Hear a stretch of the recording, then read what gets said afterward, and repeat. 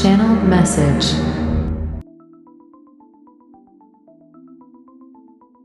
Their power was never as solid as it looked. It was built on your hesitation. They needed you questioning what you saw, softening what they did, and postponing the moment you finally admitted that the connection was designed to keep you beneath yourself. That was the real arrangement. You supply the conscious, you supply the emotional labor. You supply the loyalty that kept the entire situation from collapsing under the weight of their character. They supplied disruption, then watch you work to restore what they kept damaging. Every time you return, they took it as confirmation that the damage had not cost them enough. Every time you explained your pain, they learned where the injury was located. Every time you accepted another partial apology, they discovered how little repair was required to regain access. They were not honoring a soul contract. They were exploiting your belief that every intense connection carried a sacred purpose. That belief made you stay longer than your spirit wanted to stay. You kept searching for the lesson inside a dynamic that had already revealed the lesson. This person was willing to watch you deteriorate if your deterioration allowed them to remain in control. That is not spiritual partnership. That is psychological occupation. They occupied your thoughts long after conversations ended. They occupied your body through stress, dread, anticipation, and the constant preparation for whatever emotional reversal came next. They occupy your future by keeping so much of your energy tied to what had already happened. Their influence became internal. They no longer had to stand in front of you to interrupt your day. One memory could do it. One silence, one strange message, one shift in their behavior would do it. Your nervous system had learned to wait for impact. Then you stopped waiting. You stopped treating their next move as the most important event in your life. That is where their power began to die. A manipulative person does not always panic when you leave physically. They panic when they can no longer shape what happens inside you, when they can no longer control you. Your anger once told them they still mattered. Your questions told them you still wanted answers. Your grief told them that the connection still had a pulse. Even your attempts to understand them gave them a permanent seat inside your mind. Now there is no seat.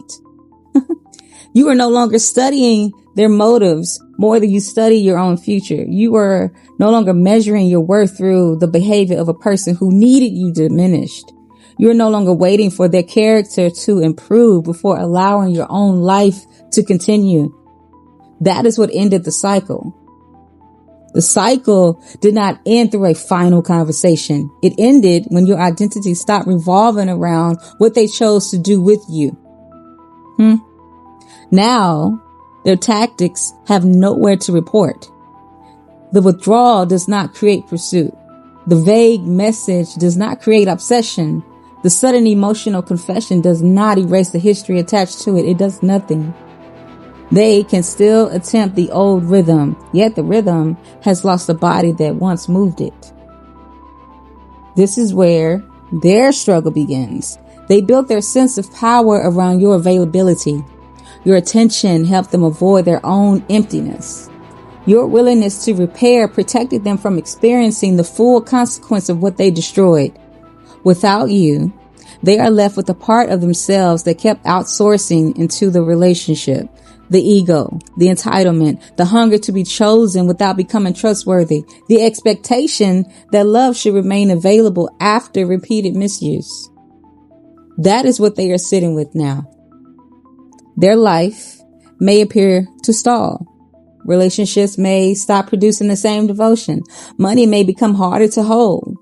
Opportunities may expose the lack of discipline that your support once helped conceal. This is not your victory lap. It is the collapse of an arrangement that required you to carry more than your share. You were functioning as emotional infrastructure. You kept things standing. You translated their behavior into pain you could forgive. You turned their inconsistency into a wound that you could understand. You made their refusal to grow look like a complicated spiritual assignment. Once you removed yourself, the structure lost its support. Now they have to find out who they are without someone constantly absorbing the impact of their choices. That reckoning belongs to them. Your work is different. You are being moved towards a life that requires a stronger center, not louder affirmations, not another performance of being healed, a stronger center, a life where your decisions are no longer made in reaction to who left, who returned, who underestimated you, or who may finally regret what they did. Your why matters here. What are you building once proving them wrong is no longer the fuel? Who are you when survival is no longer the only thing organizing your identity? What does success look like when nobody from the past is standing in the audience? Those questions separate purpose from reaction. Revenge can create momentum, but it still leaves the past in charge of the direction. Purpose removes them from the equation. That is the transition happening now. You are not entering a better chapter to show them what they lost. You are entering it with no intention of carrying them into it at all. Hear me. Their name does not belong in every achievement. Their behavior does not deserve permanent authorship over your transformation. They were part of what happened. They are not the reason your life continues. Your protection is connected to that separation. Protection is not only being spared from another attack, it is losing the appetite for the exact dynamic that once made you vulnerable to one. It is recognizing coercion before attachment has time to rename it. It is noticing when intensity is trying to bypass trust. It is understanding that anyone who needs access to your wounds in order to feel powerful has already disqualified themselves from closeness. This is how the old cycle stays dead. You stop feeding your imagination. You must stop rehearsing future conversations. You stop fantasizing about the moment they finally understand. You must stop making their regret part of your reward. Let them understand late. Let them struggle with the life they built through ego. Let them discover that control is useless once a person being controlled no longer values the connection enough to remain inside it. Your path does not require their collapse. It requires your full presence.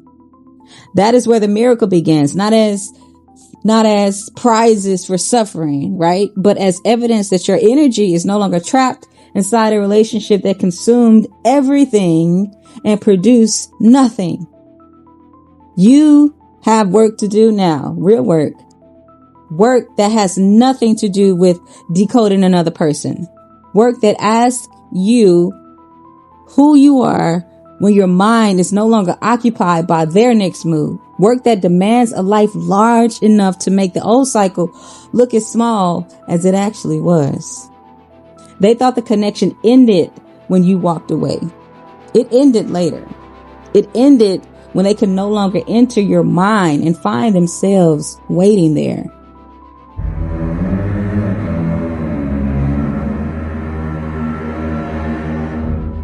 End of message.